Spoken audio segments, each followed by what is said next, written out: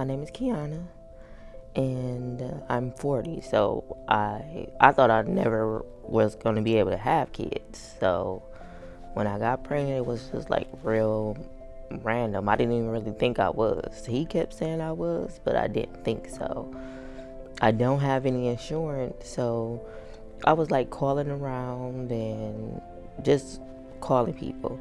So their heartbeat was like one of the first people I called, and they were just like, come on in, like basically with no problem, don't worry about anything, just come in.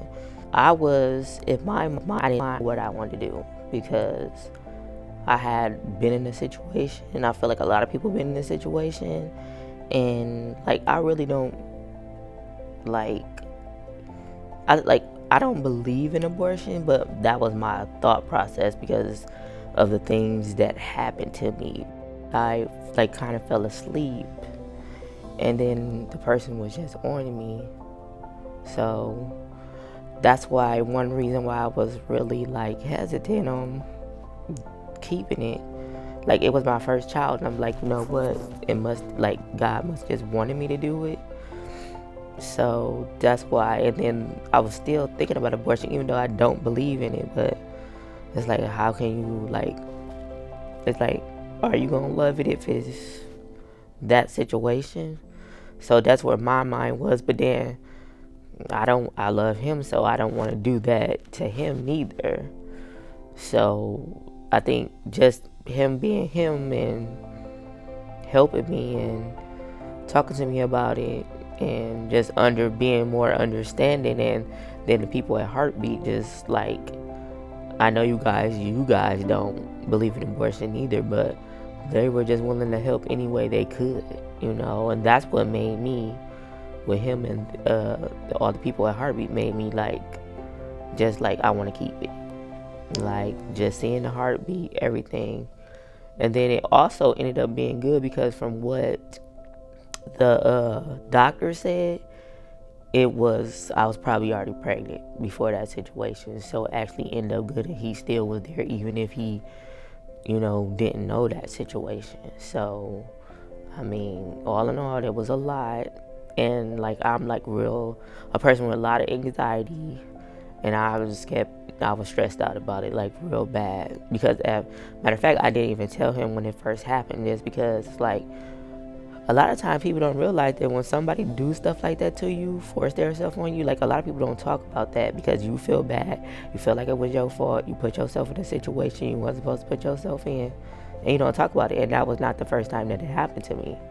So, I mean, but they definitely played a big role in me just like going through it. How I heard about it, I really was just calling out of desperation, because I went to the emergency room. I found out I definitely was at home sick, because I really wasn't that sick, but I kept throwing up for like a week on and off. And he, like I said, he kept saying, you're pregnant, and I'm like, no, because it was said that it was going to be hard. I probably wasn't able to carry.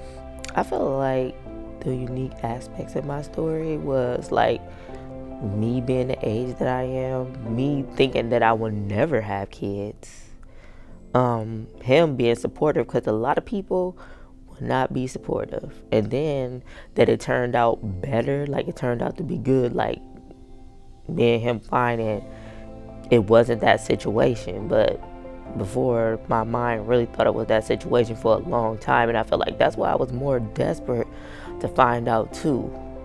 I feel like when I went to Heartbeat, one of the moments that stood out to me most was just, I don't even remember her name, but it was like every time I went in there, it was like an older lady with shorter gray hair, and she just was like telling me her experience with situations, or not really say I would do this way, but just telling me about her experiences. And that's what made it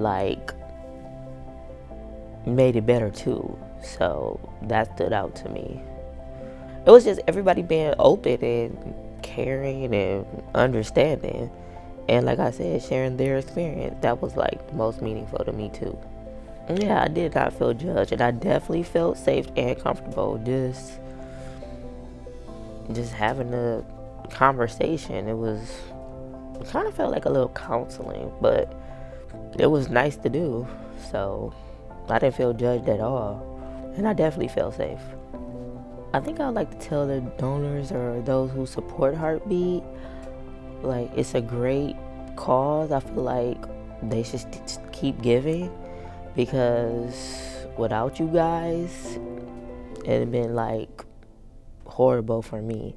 Like, because I definitely would have spiraled out, because that's just the kind of person I am. And it's so much other stuff like you guys have, like classes and stuff, and all the support, and that's helping a lot of people.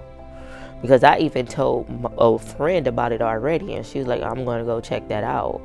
And then she already told another friend, because right now in these days, a lot of people don't got insurance, don't have this, have a whole bunch of other kids, and it's hard. And then the classes helping you, because I definitely need some classes, because like I said, I'm 40, I don't have any kids. Like, I held baby before, not a newborn, and you guys have classes for that. So I feel like a little bit goes a long way. Just continue to help.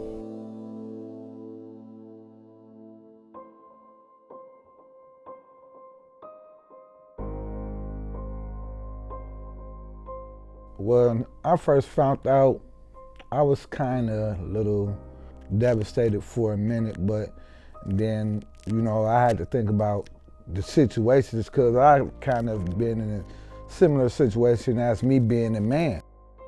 But I look at it like this: I can't go against her or be mad at her about what happened, because it wasn't her fault. Things happen in certain situations where we be in places at the wrong time.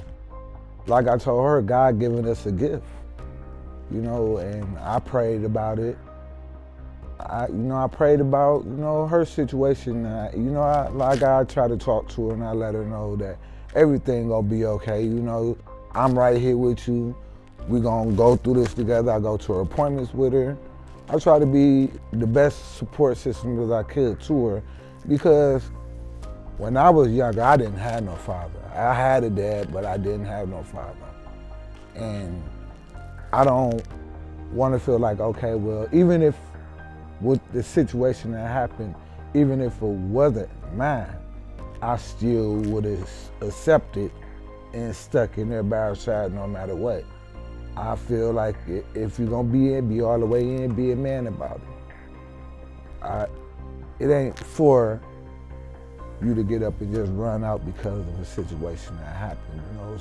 Situations happen, and situations are always gonna happen, but it's how we conduct ourselves about handling this situation. I could have been evil and mad and, distant myself apart, but what good would that have been for me to say forget her in her time of need when she need me the most? When my child get here, I'm gonna make it feel like it's his birthday every day, because every day you wake up and you breathe, it's your birthday. We here to live. That God giving us a second chance of life to keep going with that strength. That's what me trying to motivate her, and she's doing it. She's giving it that second strength. She's giving it the strength to keep going on, even though that it happened. But all I want to do is lift her up, uplift her, not put her down, to make her want to keep going. I don't want her to be to where she don't want to keep going, or just want to just say forget it and just give up, because that ain't how I do it. Like she said, she might have started being to where she wanted to be turned on the baby because of the situation. But I figure even if it wasn't mine, if I'm there still, then maybe it'll give her the more strength to want to make her not want to push the baby away, but to pull it in even more. Because no matter what, it still got a father. It still got a dad. I'm still here. I'm still gonna be there with it. When it have its first walk, when it have its first talk, when anything it needs, I'm gonna be there the best way I could, to be the best daddy I could for it. And I wanna Show my child a different way of growing up with knowing they got mommy and daddy. Not just mommy by herself, but it got both of us. They give it the same equal amount of love. And to show it that we here to protect it, to love and cherish it, make sure it's gonna be okay. I try to do that every day I could. Everything ain't peaches and cream, but you know what? We make the best out of it. And by the grace of God, that's what we get, that's where we at. Right now we here. And it's a beautiful thing. Beautiful thing, and I wouldn't trade it for nothing else in the world. I like to start off by saying donors, it's a good thing to keep giving because it's people like them that makes us get through our lives and get through our times of need. You know, it's places like this that will give us hope. That gives us hope, give us dreams and help us with what we need. Come tell your story because it might be somebody else you can help.